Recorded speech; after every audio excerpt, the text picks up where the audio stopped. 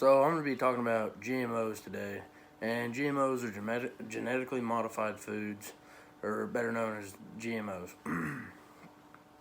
Right now, I think it's a pretty big topic in food science, and me studying agriculture there at the college here at OSU. I think it's a really big deal and a really big topic in food science because so many people are they're kind of informed incorrectly. Most of them get their information from like news companies, like your news companies you see on TV and like on social media through Facebook or Instagram or stuff like that. I was raised on a farm in southeast Oklahoma, and I've always been in agriculture through FFA in high school. Went to all kinds of contests, even through junior college, and I was on the soils judging team at Eastern. Always been in agriculture my whole life, and I feel like GMOs are a good thing, and they are the future for agriculture. There's no way we can live going on through life without GMOs because the increase in the world population, we have to have an increase in food with the decrease in land. So that means that the food's got it. We have to produce more food with less land in the future and now to keep up with the world population and feed everybody of the world. And I know it hasn't been talked about a lot by many people, but it is a huge topic that needs to be discussed more and more. But some of the things people might get astray is they think GMOs aren't safe or they're not healthy because that might have been what they heard from somebody or whatnot. But I really think they need to do their research and look at the advantages of GMOs and really see how right now they're not producing anything that isn't safe for people to eat. And if it isn't safe for people to eat, it's not on store shelves and it has labeling for it not to be eaten. So in the United States, there's a handful of crops that are genetically modified, and I'm going to name off a few of them: corn, soybeans, canola, sugar beets, cotton, potatoes, papaya, summer squash, alfalfa, and apples.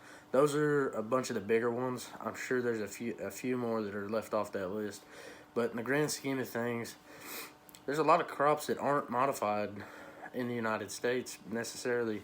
And I'm going to get into the world aspect of it too here in a minute. But right now, just talking about the United States, I mean, genetically modified foods are mainly to be modified to resist parasites and viruses and pests, and to resist herbicides and make it easier for farmers to kill weeds and not affect the crops and just kill the weed out where they can have the crops still growing with a cheaper weed killer sometimes.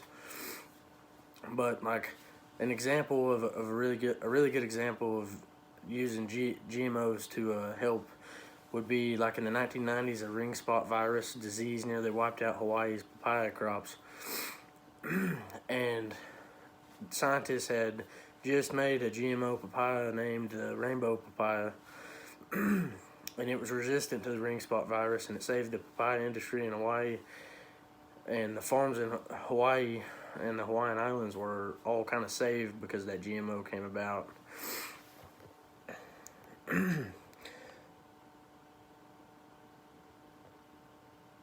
So some people want to talk about like the economic relative, like how's it help the economics? Well, in this study that I had found, it was from 1996 to 2010, which is a little bit old, but from 1996, so in 2010, the benefits of farming income benefit was $14 billion in 2010, and the whole 15-year study, it was $78.4 billion using the GMO foods and helping that.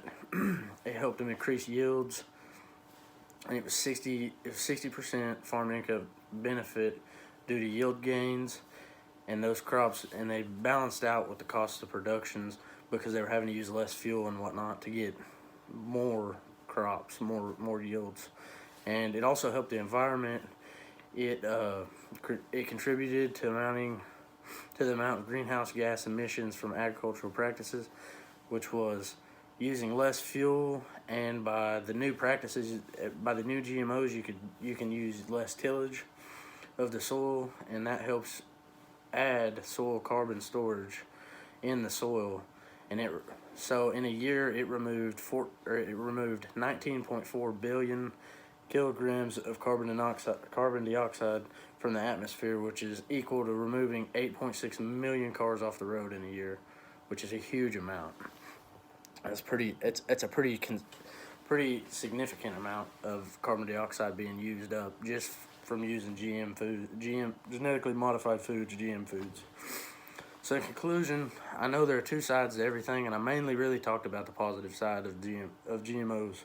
And I know there's always the negative side, but me being raised the way I was, I really feel like GMOs and GM crops are really the future for agriculture and the future for the world, because it just helps farmers in the U.S. and around the world grow healthier crops easier with less money, and it gets a little bit more money in their pocket because they're kind of shortchanged in the grand scheme of how everything's broke down.